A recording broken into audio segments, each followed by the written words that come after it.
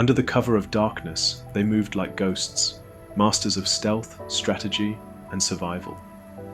But behind the legends of shuriken and secret techniques lies a truth far deeper, a code of honor that shaped the soul of the ninja. This is not just a tale of warriors, but of philosophers, spies, and guardians bound by an oath older than time itself. Welcome to The Ninja Code of Honor, A Warrior's Oath. Today, we journey beyond the myths of Hollywood and anime to uncover the ethical bedrock that guided these enigmatic warriors. Discipline, loyalty, sacrifice.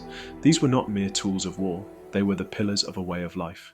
To understand the ninja's code, we must first see them as they truly were.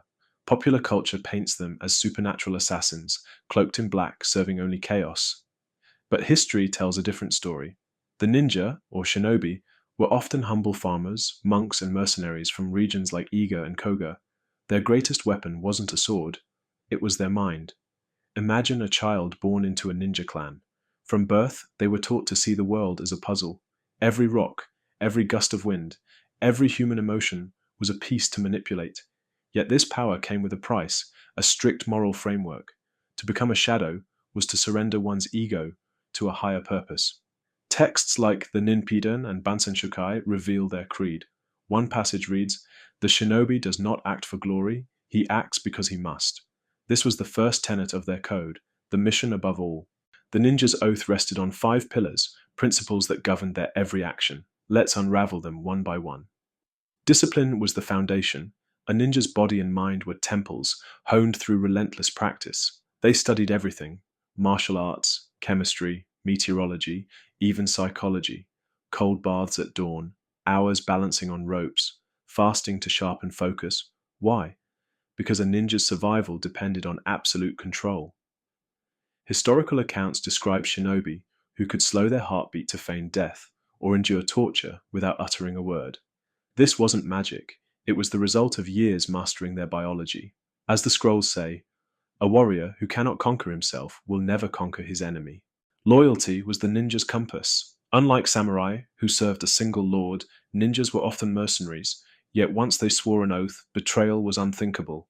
Families and clans came first. There's a reason ninja clans survived centuries. Trust was ironclad. Stories tell of shinobi who chose death over revealing secrets. In 1562, a Koga ninja named Unorakuro allowed himself to be captured and executed rather than expose his clan's hideout. Why? Because loyalty wasn't a choice, it was identity. Secrecy was sacred. A ninja's greatest advantage was invisibility, not just physically, but socially. They used coded messages, encrypted maps, and identities that shifted like the wind. To speak carelessly was to risk entire missions. Even their tools were designed for deniability. Poisoned needles disguised as hairpins, hollowed out coins carrying messages.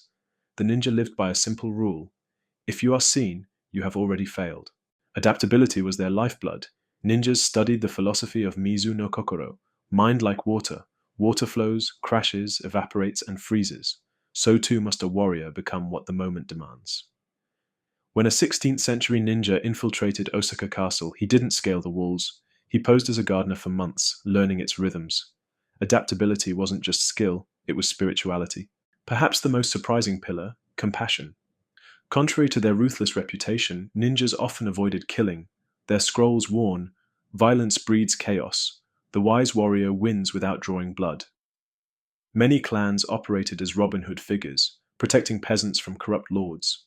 Fujibayashi Nagato, author of the Bansen Shukai, wrote, "To harm the innocent is to dishonor the shadows." The code wasn't just about tactics, it was a spiritual path.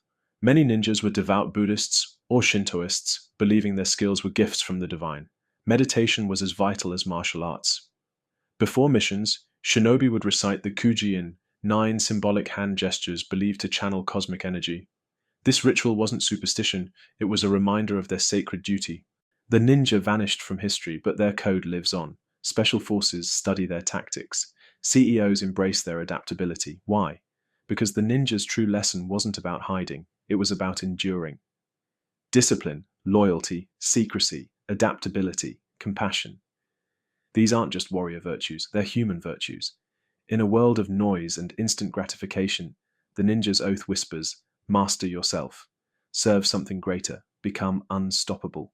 So the next time you hear the word ninja, remember, these were not monsters lurking in darkness. They were philosophers of the human spirit, bound by a code that turned ordinary men into legends. And perhaps, in their silent wisdom, they left a path for us all. If you enjoyed this journey into the heart of the ninja's code, share it with a fellow warrior. Subscribe and ring the bell for more deep dives into history's hidden truths. Until next time, stay curious, stay honorable, and remember, sometimes the strongest battles are fought in silence.